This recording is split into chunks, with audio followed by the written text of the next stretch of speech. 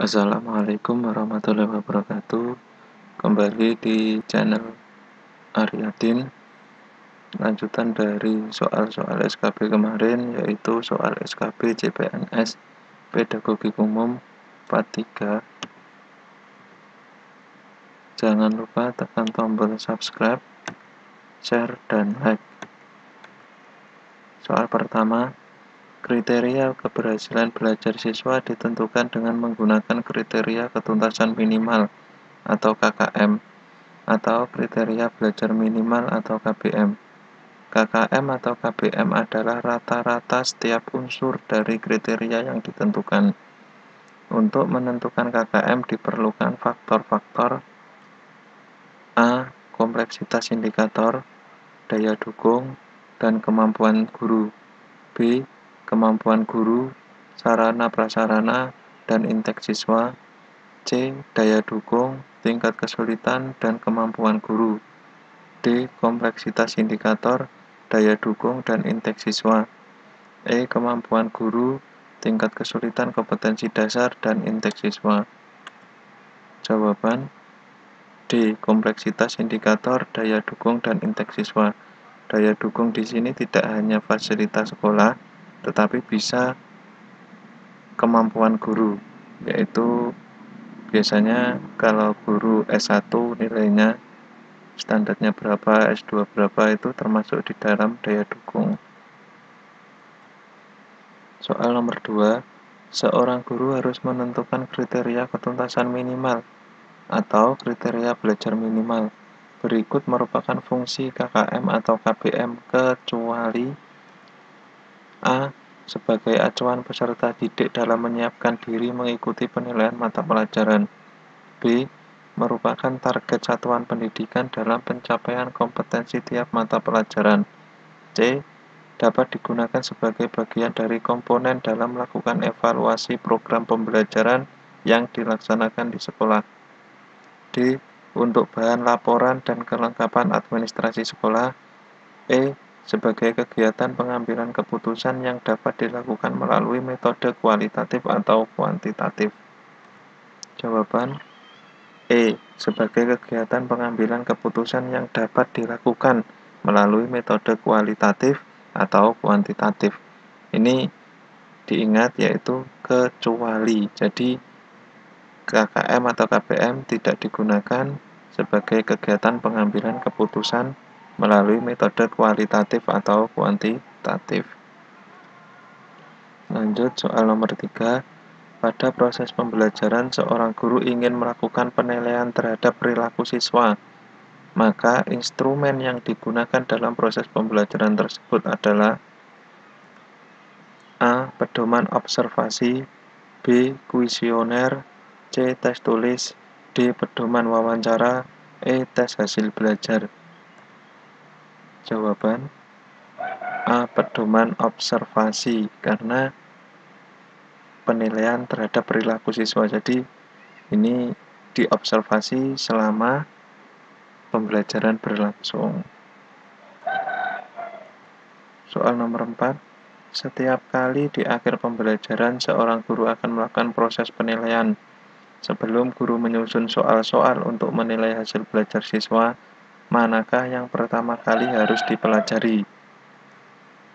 A. Buku sumber yang digunakan, B. Kurikulum dan silabus, C. Karakteristik siswa, D. Indikator pencapaian kompetensi, E. Kemampuan awal siswa.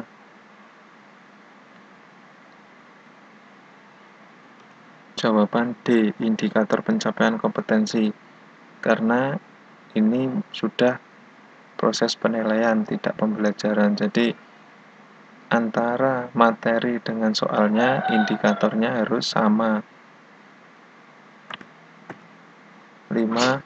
Upaya merancang pengayaan bagi peserta didik yang mencapai ketuntasan belajar optimal tampak dalam kegiatan guru sebagai berikut.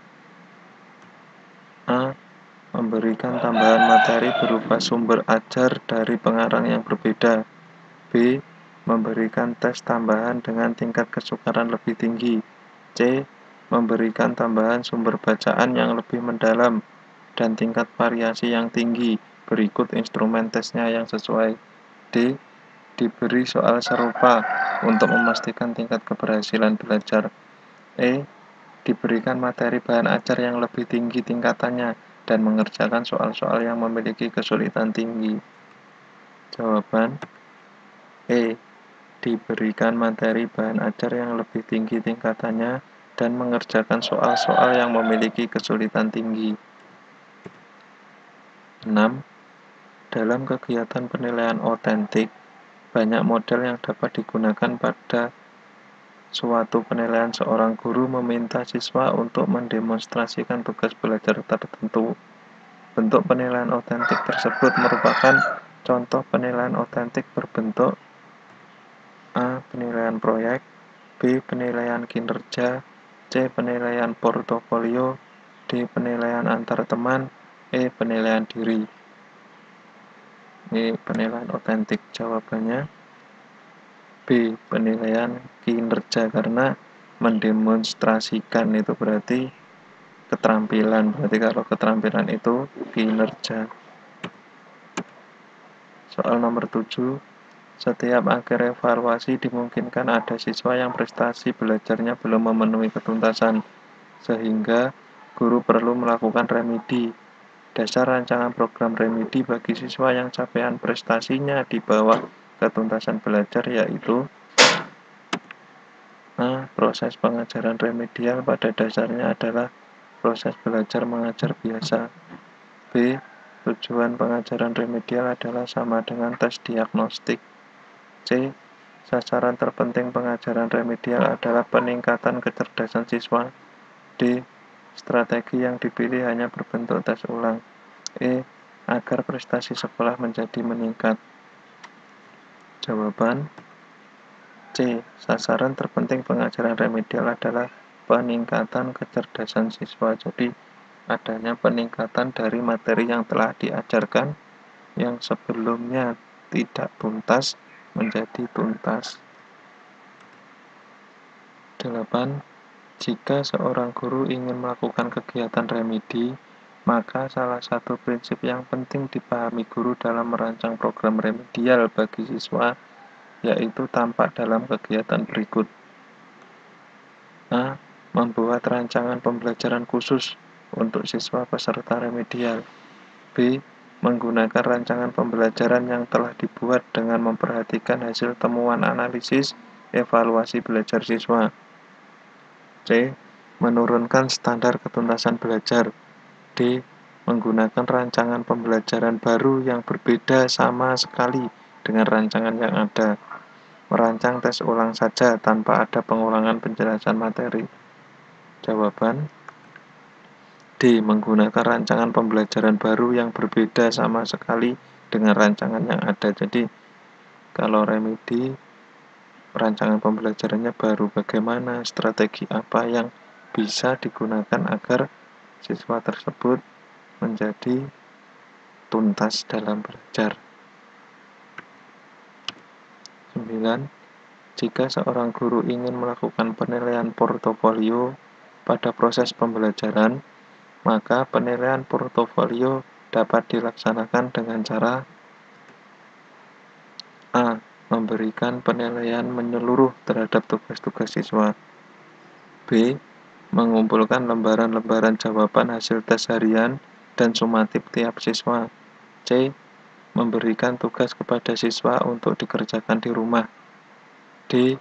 Mengumpulkan hasil kerja masing-masing siswa yang telah diberikan masukan baik oleh guru dan rekan siswa dalam suatu album sebagai bukti hasil belajar. E. Mengumpulkan lembaran-lembaran jawaban hasil ulangan tiap siswa untuk melihat kesulitan siswa dalam memahami pokok bahasan tertentu dan kemudian diberikan pengajaran dan tes remedial. Jawaban D. Yaitu mengumpulkan hasil kerja masing-masing siswa yang telah diberikan masukan baik oleh guru dan rekan siswa dalam suatu album sebagai bukti hasil belajar. Ini biasanya dalam bentuk plastik itu, jadi dimasukkan di situ selama 1 semester dan pada akhir semester ada penilaian portofolio. 10. Berdasarkan data hasil evaluasi pembelajaran tentang memahami teks anekdot, ternyata hasilnya tidak maksimal. Dari 30 siswa dinyatakan belum tuntas sejumlah 15, sehingga mengikuti program remedial. Sedangkan yang dinyatakan tuntas sejumlah 15 orang mengikuti program pengayaan. Kegiatan pengayaan untuk 15 siswa dapat dilakukan oleh guru dengan cara ini separuh-separuh. Jadi yang lulus separuh, yang remedi separuh. A. Mengadakan pendalaman materi terkait dengan KD tersebut. B. Diberikan bahan ajar berupa modul. C. Digabung dengan siswa yang belum tuntas ikut remedial. D. Melanjutkan materi pada KD selanjutnya. E. Memberi tugas mengerjakan lembar kerja siswa. Jawaban A. Mengadakan pendalaman materi terkait dengan KD tersebut. Jadi materinya lebih diluaskan lagi. Jadi ada sisi positifnya atau anak yang sudah lulus atau sudah tuntas itu diberi pendalaman materi yang lebih luas tapi tetap terkait dengan KD tersebut. Terima kasih. Jangan lupa untuk subscribe dan like dan share ke media sosial. Tunggu uploadan video-video berikutnya berupa soal dan materi. Terima kasih atas perhatiannya. Wassalamualaikum warahmatullahi wabarakatuh.